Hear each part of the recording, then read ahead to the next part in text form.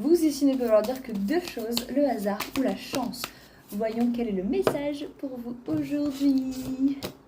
Si vous le souhaitez, nous avons une mission. C'est le genre de tirage où je vais poser plus de questions que de donner d'informations. Quand était-ce la dernière fois où vous avez eu du fun? Un moment de légèreté, de passion, de joie. Quelque chose peut-être de pas planifié où vous vous êtes laissé porter par le vent.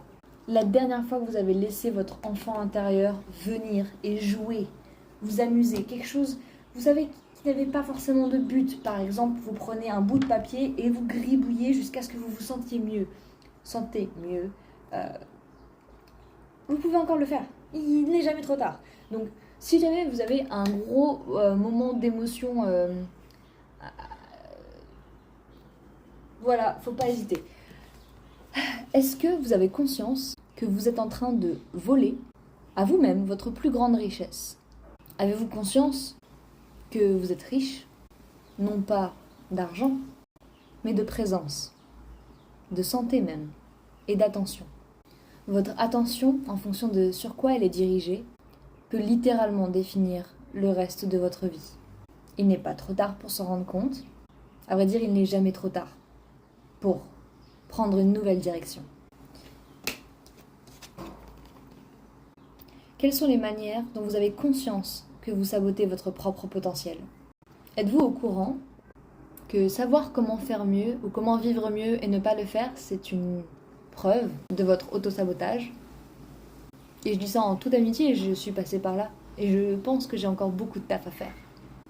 Quelles sont les choses qui vous irritent chez les autres? Alors qu'inconsciemment ou consciemment, il y a beaucoup de choses qui vous irritent également chez vous. Et que vous préférez peut-être regarder chez le voisin plutôt que vous regarder dans le miroir. Alors qu'à la fin de la journée, la seule vie qui importe, la seule vie que vous allez vivre, et ou alors subir, c'est la vôtre. Cette carte parle de trahison. Mais elle me fait penser surtout à la manière dont on peut des fois se planter notre propre couteau dans le dos sans même en avoir conscience. De par les mots qu'on va employer, les habitudes qu'on entretient, les habitudes, ok, excusez-moi, peu importe, c'est pas important, d'accord? Ce message vient de m'épuiser, alors que je n'ai même pas arrivé à 3 minutes encore. Parce que du coup, c'était pas un message, c'était un questionnaire. On va prendre une toute petite dernière carte. Vous savez quel chemin ne pas emprunter.